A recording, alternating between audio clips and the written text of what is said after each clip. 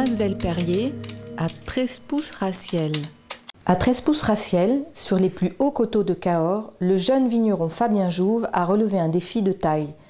Cultiver le vignoble du Mas del Perrier en agriculture biodynamique et exprimer à travers plusieurs gammes de vins les multiples facettes du cépage Malbec. Le Mas del Perrier, c'est un domaine qui est situé sur la commune de Trespousse, à 7 km sur les coteaux de Cahors, au sud de Cahors. C'est un domaine qui est situé sur des coteaux argilo-calcaires d'altitude, des terres truffières. Nous produisons à peu près une dizaine de vins différents.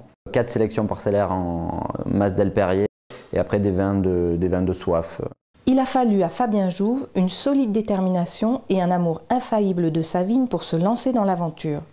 J'ai repris moi le domaine en 2006, j'ai créé la marque Mas del Perrier, enfin le domaine Mas del Perrier. Ça fait quand même 4 ou 5 générations qu'il y a des vignes cultivées par la famille Jouve sur Trespousse. C'était avant plutôt de la polyculture et de l'élevage, donc céréales, tabac, brebis et vignes. Oui, 22 hectares de vignes en agriculture biodynamique. La biodynamie, c'est une culture du vivant, c'est un exhausteur de terroir. C'est-à-dire qu'on considère la plante vigne comme un être, on essaye qu'elle soit en bonne santé, qu'elle arrive à se nourrir d'elle-même, sans toujours y amener des choses à manger. C'est toujours la pousser à aller chercher ce qu'elle a besoin dans la terre, donc par différentes préparations, et toujours en respectant les cycles lunaires, parce que la Lune et les constellations ont une influence sur la vie sur Terre. On travaille avec différentes énergies, en fait, c'est des énergies invisibles, entre guillemets, mais qui sont bien là. La biodynamie se concrétise tout au long du cycle de la vigne.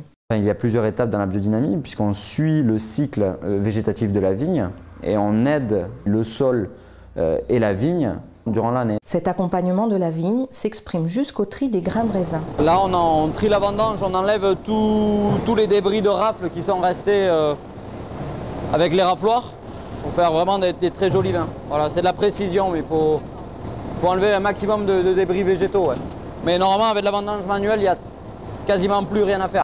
C'est vraiment des très jolis raisins. Bon, ça pourrait faire, je pense que ça va faire une belle bouteille. Et bien sûr, le résultat est là. Tous les ans, on monte en qualité dans les vins. On a gagné beaucoup plus en finesse, en tanin et beaucoup plus de tension dans le vin, avec des fois une légère salinité et une belle minéralité dans nos vins qu'on n'avait pas avant. Donc il y a une très grosse différence, oui. C'est vraiment des vins qui sont de moins en moins standards et de plus en plus précis et avec du caractère et vraiment une identité, et c'est ce qu'on veut faire. Alors Fabien, on peut dire qu'en agriculture biodynamique, la vigne s'épanouit entre ciel et terre. Encore une histoire de planète, non? Ce que j'aime moi dans la biodynamie, c'est qu'il y a des choses qu'on n'arrive pas aujourd'hui à expliquer et que personne ne veut expliquer, mais il y a des effets, on ressent les choses. Je pense qu'il y a des vibrations, voilà, entre les deux. En général, pour avoir des beaux légumes, on regardait la lune. Toujours les anciens regardaient la lune. Hein.